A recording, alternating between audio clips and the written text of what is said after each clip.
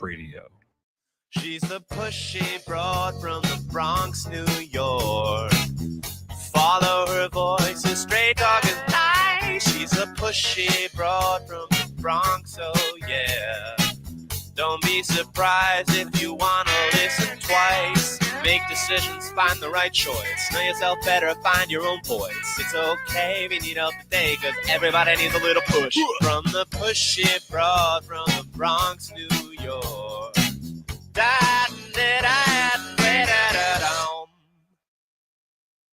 Welcome, Transformation Network listeners. My name is Ellen Stewart, and I am the pushy broad from the Bronx. Welcome to my show, Recovery Recharged, where I share advice and support from experts like myself in addiction and recovery. This is the summertime show. This will talk about the summer in the Northern Hemisphere and what it's like to be out there having a great time, swimming and tennis and golf and all the things we want to do that involve socializing, right? Seeing our friends, doing stuff that we wouldn't normally do because we're not hibernating. How do we survive summer? Especially if we decide that we're not drinking. I have not met one client in early recovery that has said to me, I can easily manage to have a good time without drinking or drugging. I don't think any client in early recovery understands anything else but having a good time equates to drinking myself under the table or getting high. So we're going to talk a little bit today. I have questions from the audience. This is a call-in show. We will take your questions anonymously. You can give them to our producer and she will give it to me. 800-930-2819. If you want to ask a question about sober socializing, thriving, not just surviving, summer parties, then pick up the phone for the next 25 minutes and I will answer you directly. So, we all face this problem. Even the pushy broad who has 39 years clean and sober, sitting around with my friends, and they're drinking all kinds of luscious cocktails and tasty beers and going to ball games and tennis games and all of that stuff, trying to navigate, turning around to them and saying, I'm not drinking. So let's see what that's like. All right. Jessica, what's our first question? Sure. Linda from Atlanta. I'm new to sobriety and still want to attend barbecue gatherings with my friends who drink. Any tips for managing conversations when people ask why I'm not drinking? So many people ask me this question. I'll tell you. The pushy broad is going to tell you straight up. It's nobody's business why you're not drinking. Doesn't matter. What matters is that you stand and say, I'm not drinking. You don't have to say things like, I'm an alcoholic or I just got out of rehab. That is not, those words shouldn't come out of your mouth.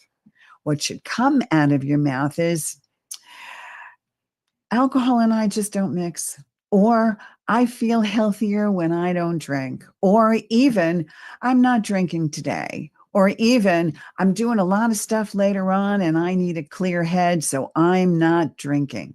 Or I'm driving this evening. Or I'm focusing on my health right now. Any one of those things. But the most important thing to this particular response is when you say, I'm not drinking tonight, or I'm focusing on my health right now, to completely divert the conversation and ask a question yourself. Like, how are you? What's going on in your life? Don't leave it open-ended and hanging so that they can come back with the question, well, why aren't you drinking? Or maybe just have one, it's no big deal. Or don't you want to celebrate? This really looks very good. And this Bloody Mary is perfect with breakfast and all that other kind of stuff that comes out of their mouth. If you leave the silence and the question open, So turn around and say, I'm not drinking tonight. Anyway, what's going on with you? What's the next thing happening in your life? Also, if you have a drink in your hand of any kind, people won't say to you, how come you're not drinking? So get one of those zero alcohol beers. Okay. I enjoy a zero alcohol Heineken, no alcohol whatsoever. To me, it tastes just like the regular Heineken, and I can have it with a hot dog and fries at the ball game, and I don't feel guilty, and I haven't broken my sobriety. If you have a drink in your hand, even ice in a glass with whatever it is, people will stop asking you these questions. But focus on diverting your attention elsewhere and diverting their attention elsewhere. Move on to the next conversation. Okay. What else have we got, Jessica? This one's from Susan. What's a good exit strategy when I'm at a party and feel like I've overstayed my comfort zone? A couple of things. If you are having trouble because the triggers are there and you're tempted to drink, I need you to get the heck out of there. I need you to leave. And sometimes that's hard to do. I get it. You say it's not so easy, or you don't want to. You have this fear of missing out and all that other stuff. So you have to, number one, bring a buddy who's also not drinking, so the two of you can do stuff together and hold each other up and support each other. Number three, decide that maybe you're going to have an early exit strategy from the beginning before you even walk out the door. I'm only going to stay there for 2 hours, and then I'm going to make another appointment so that I have to go. Right? Or you can do things while you're at the party. You can help clean up. You can help serve. You can do things to take your mind off the cravings, because cravings only last 30 to 60 seconds. So if you just get over that hump, then you can worry about it when it comes around again. Divert your attention, distract yourself, and plan with a buddy to leave early. Or just like you do on a blind date, if it isn't going very well, you can have a friend call you and say, okay, it's time to leave. Well, you pick yourself up and say, I'm done here, and walk out the door. Jessica, do those seems like reasonable suggestions? Could you see? What do you think? They're a lot more mature than I am, because I'm a fan of just quietly slipping out without saying a word to anyone. And I understand that, but still, flipping out means that one may have the greatest chance of drinking, or at least feeling so bottled up about it that when you leave the party, the first thing you want to do is go to a liquor store. Totally. Right? Totally. So what happens is, I want you to say to yourself, be honest with yourself, this is serious. I am thinking about it, and I'm in danger of losing my sobriety. Because you are, because one drink can send the spiral down, right? Because when we know, if we're in recovery, one drink isn't enough, right? In recovery, we know 1,000 isn't too many, and one drink isn't enough. So one drink is going to do us in. So the moment we're feeling uncomfortable, even if it means doing that ourselves or saying goodnight because we're not feeling well or we have something else to do, it's imperative that we remove ourselves from dangerous situations. Okay, next question. This one's from Danielle. How do you handle the unsolicited advice that comes from others when they learn about your sobriety journey? What do you think, Jessica? What would you say? What would you say? I mean, I feel like it's that with anything. Everybody's got an opinion, and everybody's all of a sudden an expert. And I think, I mean, I'm curious to know what you have to say about this, but I mean, I would say, like, you got to just figure out a way to politely tune them out, I guess. I don't know. Yes, well, you have to tune them out, right? The best phrase that I have ever learned in recovery, the very, very best phrase in recovery and in life, whether it's life coaching or recovery, is this. You ready for it? What other people think of me is none of my business. Okay, guys out there driving to work today, this is your mantra. What other people think of you is none of your business. It doesn't matter what they talk about you at work. It doesn't matter what the boss says. It doesn't matter what anybody says. It cannot disrupt your self-confidence, your self-worth, and your thoughts about yourself. What other people think of you is none of your business. So if they want to give you suggestions, of course, it doesn't mean you have to take it. If they're curious about your sobriety, I want you to understand that part of them are curious because there's something in them that needs to ask the question. Maybe they're thinking about their own reasons to be sober. There is something called sober curious.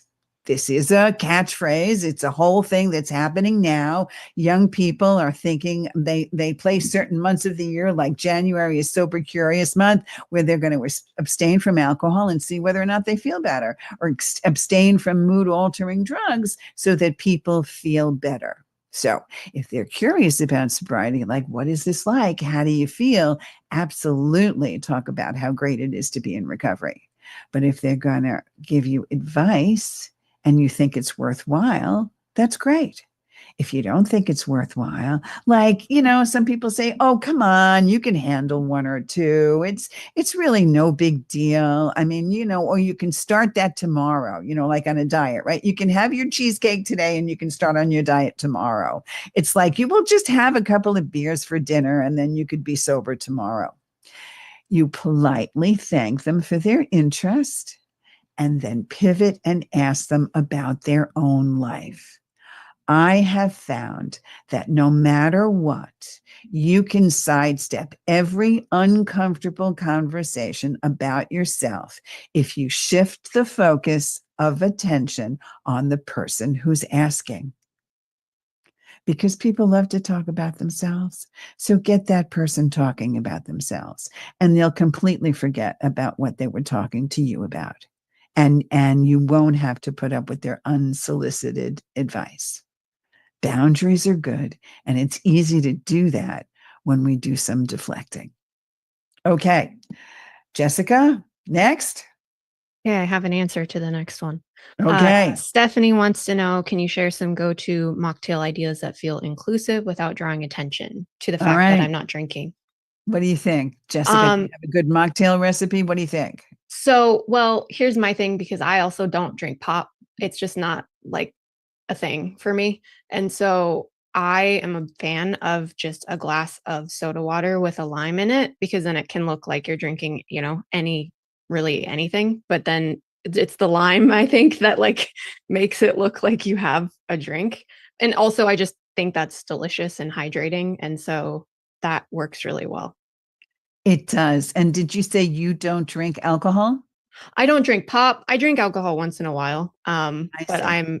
but like for mocktail stuff, like sometimes a lot of like the really like newer mocktail stuff has a lot of sugar in it still. Yeah. And so I like to stay away from a lot of sugar. I understand. Look, I have been in recovery for a very long time, and it doesn't mean that I haven't worked behind the bar. Okay. I've been a bartender. I've worked behind the bar. I've handled and made drinks for people. I stayed clean and sober no matter what.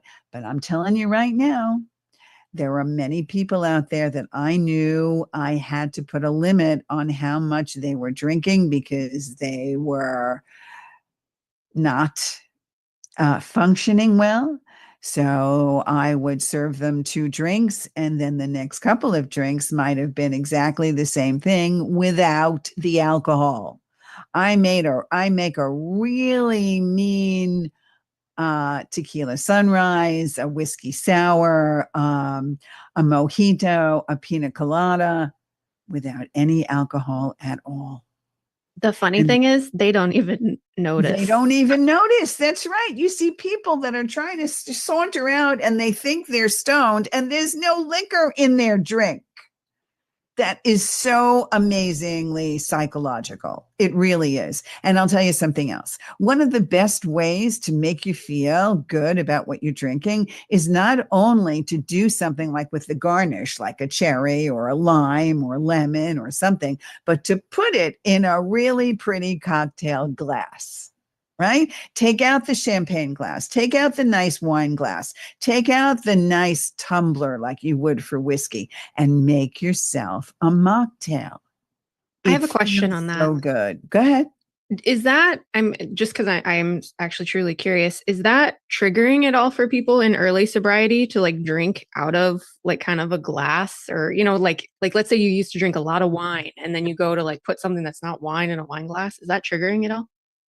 It may be for some people. I can say definitely it's not, but I can tell you that in a lot of cases, someone feels better, especially when you're out with people, because you feel more comfortable. You Sure. don't feel as if you're sipping a can of soda pop through a straw. You know what? Sure. So in this way, it's comfortable. And there are many non-alcoholic wines that are being served, even in the most exclusive restaurants in New York City, where the Pushy Broad is. I'm sure the same is true in Seattle as well. You can go now into a nice restaurant and see a whole list of mocktails because more and more people are requesting it. And they do come in really pretty glasses. So that at least if you're socializing with other people, nobody can tell whether or not you have alcohol in that drink. And that's what it is. People become more comfortable because nobody wants to be the center of attention, that everybody's looking at the person that has a problem with alcohol. That's what people are afraid of. I don't want you to focus on me and my problem. Right? That's what happens. That's where people feel ostracized. But if you're really proud of recovery and you're really proud of who you are without a mood altering substance, I would take that drink no matter how it came to you in a mocktail and just drink it loud and proud while you count the other alcoholics, active alcoholics in the room. Okay? Have a good time with that. Yeah. Right? You can tell. Can't you tell when you look It's around the room who can't handle their liquor and has a problem with liquor? it's an amazing, so I mean, I'll just share this because I'm in my younger years, I was quite the partier and I was right in it with everybody, right in that like just mess, I would call it. And then I made the decision quite a bit before a lot of my friend group to like cut, you know, like dial it back a little. Let's, you know, and I was one of those people that got pressured and asked and questions, and you know, a lot of those people aren't my friends anymore because it, I mean, and that's really sad, and you have to go through kind of a grief period for it. But now that I'm through like a lot of years through that, I'm so grateful. I'm grateful that I made that decision. I'm grateful I'm not in that life anymore. And, you know, even as sad as it was to lose those friends, I've found other friends. And I think that's kind of maybe one of the hardest things is, you know, so I also think that like if you're, and then now, like when I attend things and back to your point, watching other people, it is kind of an interesting, you know, I try not to be in judgment about it, but it is an interesting spectacle, let's say, now to watch and kind of just be, I'm really grateful and really proud of myself that I'm not part of the spectacle anymore. And that's a really good word, Jessica. Spectacle it is. It is. It's like one of those silent movies on fast forward. You can see who is abusing alcohol, and whether they're abusing alcohol or whether they're addicted to alcohol or whether you're seeing full-blown alcoholism.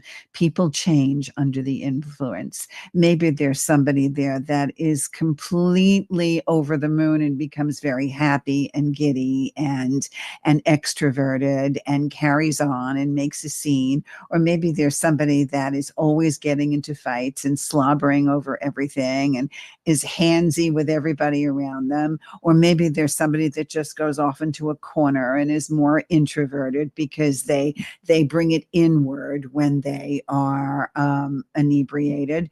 These are the things that you look for. And yes, As we go into recovery, we seem to lose friends and sometimes family members. But when that happens, hopefully they will learn by example and maybe try to become more like you. Or again, ask those questions about how did you do it and how do you feel about it? And is it helping your life? But like you said, we make new friends because we realize we don't have a lot in common with those people anymore. And we know that we can have a good time without always focusing on when do I get high again? When do I get to drink? When do I get to have a joint? When do I have when can I do a line? Whatever it is, people that abuse drugs or understand that they can only have a good time with substance use will be focused on when they get their next high. And that's something that people in recovery no longer have in common with them. So next, Jessica, we have time for a couple more. Yeah, this one is about travel and it's from Sean. How can I enjoy cultural experiences like wine tasting tours or brewery visits that involve alcohol without feeling left out? Yeah, that's a toughie. That really is. And Sean, I'm speaking from personal experience. I spent a month in Europe in May. I was in Scotland, okay, which was really, really, really big on its whiskey. Scottish whiskey, my God, it's wonderful and it's fantastic. There's no question. I spent some time in France and in Switzerland. And of course, we know that's wine country for sure.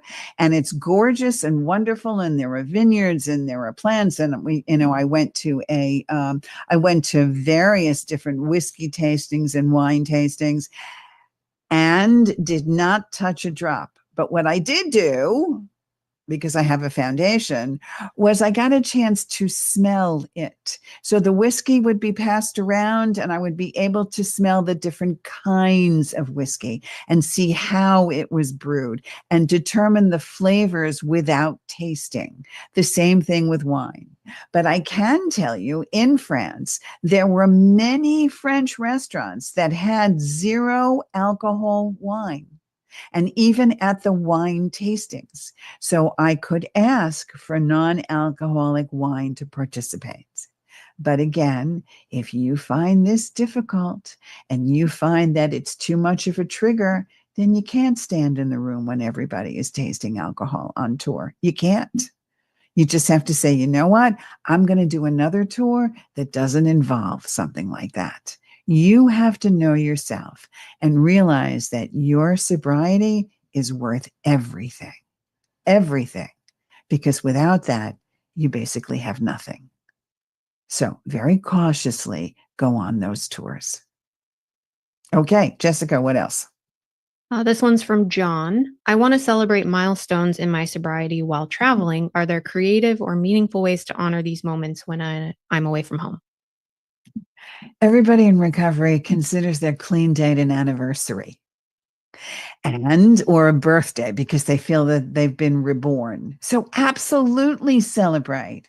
Plan a special activity or an excursion that doesn't center around alcohol, right? Something else wonderful. Or buy yourself something that you wouldn't normally buy yourself, right? Just be extravagant in that way. Or continuously while I'm away, I journal my experiences on a daily basis so that I know what I've done and how grateful I am to be able to really experience it clean and sober. So all of those things can be done. Jessica, we have time for one more. This one's from Lily. I tend to feel nostalgic and sentimental on vacations, which sometimes triggers cravings. How do you reframe those emotions? Yeah.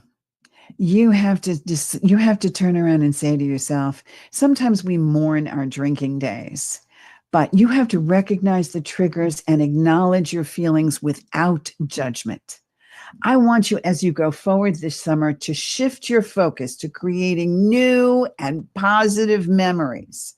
Share your feelings with a friend, share your feelings in a journal. Make sure that you're doing things that really celebrate the fact that you have made these accomplishments.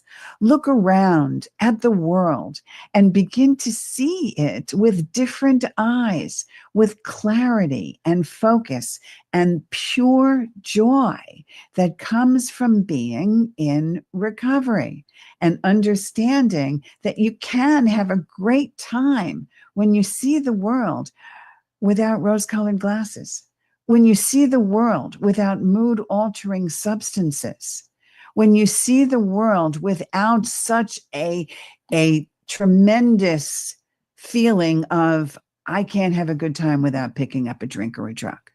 So take some time this summer, enjoy everything cleanly with sober eyes in recovery. Trust me, you'll have a better time.